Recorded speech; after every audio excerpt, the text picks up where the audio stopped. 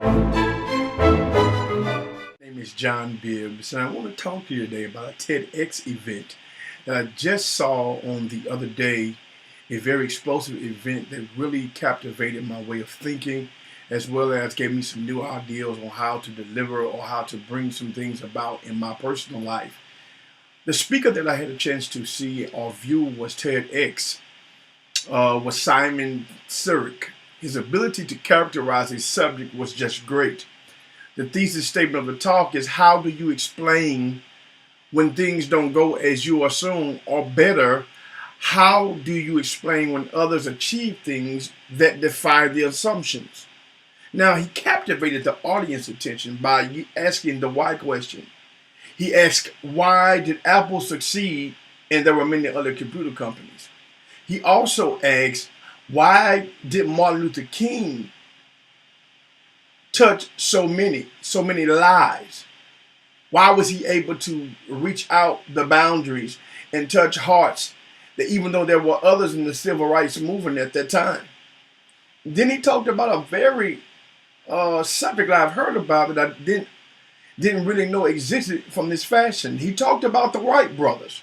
And when he spoke about the Wright brothers, because even the situation they were faced with and the problems that they went through, even though people had more money than them who were trying to build the first airplane, these guys achieved an insurmountable task to make this come to pass because they took the time and to continue even though they were faced with many adversities.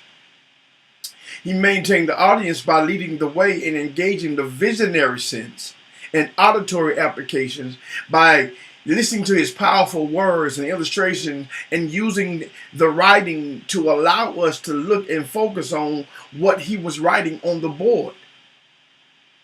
He also talked about two important commandments that I think that stuck out for this project was that he used number 4 and number 9. Number 4 says, thou shalt tell a story. And he told a story about the Wright brothers, and he actually placed us in the story as well, and so we can do this and we can achieve even though if we put our mind to it. Also, he talked about number 9, thou shalt remember thy speech. He remembered it verbatim like it was so natural, as though if it rolled off his tongue. And he said so many things that were so important to us that drove us into what he was saying, because the subject that he mentioned, it captivated us. It drew us in. It drew me in. Even from the podcast, I watched it twice to get a greater understanding. Took notes because it was invigorating and it moved me. Mr. Simon's ability to encompass the knowledge of Nancy Duarte and Gar Reynolds used 3 important points. The first point that he used was that the content that he was speaking about, it was customized to the audience. It fit the people who were there. He brought them to what he wanted them to be because he customized his speech to fulfill his needs of where he was. Another thing Mr. Simon did, another part of Nancy Duarte's and Gar Reynolds, or some of the things that they talked about, is that he kept his speech balanced. It wasn't all over the place. It didn't go to many places. It didn't go everywhere. If he talked about Martin Luther King, if he talked about the Wright brothers, if he talked about Apple, he stayed in that circumference. All of his storyline, it stayed connected to that, what he was speaking about. It was always balanced.